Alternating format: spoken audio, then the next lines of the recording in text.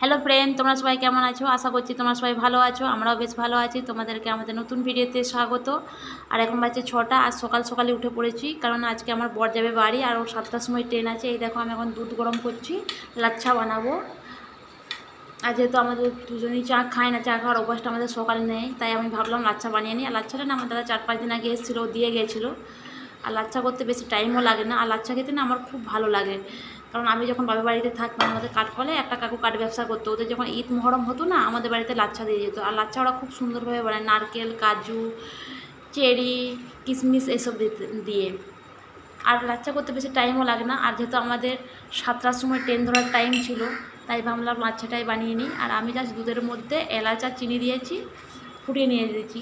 দিয়ে ওটার মধ্যে লাচ্ছাটাকে দিয়ে 5-10 মিনিটের মতো ঢাকা দিয়ে রেখে দিয়েছিলাম। ওই টাইমটাতে আমি রেডি হয়ে নিয়েছি। এই দেখো, আমার লাচ্ছাটাও রেডি হয়ে গেছে। আর দেখে নিই আমার বর রেডি হয়েছে কি না।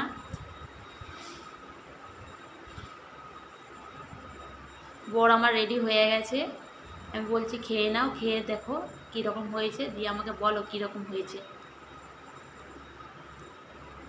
বলো, বলছে সুন্দর হয়েছে খেতে, তুমি দেখো খেয়ে।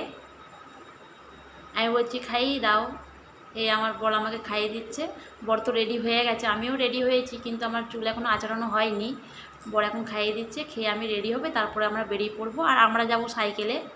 আর সকালবেলাটা না অত বেশি অটো টোটো যায় না, যেহেতু আমাদের সাইকেল আছে, তাহলে অটো টোটোতে যাবো কেন? যেহেতু আমার বরকে আমি ট্রেনে চাপিয়ে দিয়ে আমি চলে আসবো আবার। এই দেখো, আমরা সাইকেল নিয়ে বেরিয়ে পড়েছি। আর সাইকেল না ঘুরতে আমার খুব ভালো লাগে, রোমান্টিক। আর আমরা সাইকেল নিয়ে না চারদিকে ঘুরি, পুরো উত্তরপাড়া আমরা সাইকেল নিয়ে ঘুরি, তারপরে আমরা বেলুড়মঠ যাই, দক্ষিণেশ্বর যাই। এই সাইকেল নিয়ে আমরা চারদিকে ঘুরি। সোজা সোজা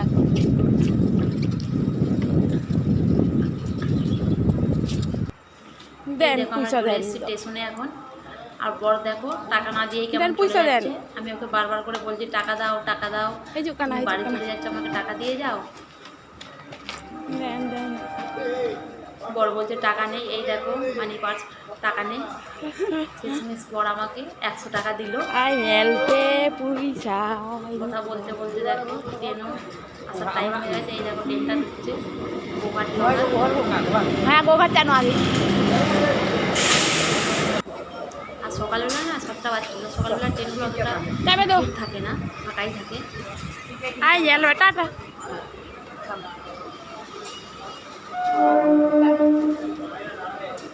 দূরে জায়গা আমি যাবো তো। আমি বলছি তুমি ভিতরে চলে যাও, বসে পড়ো। হ্যাঁ,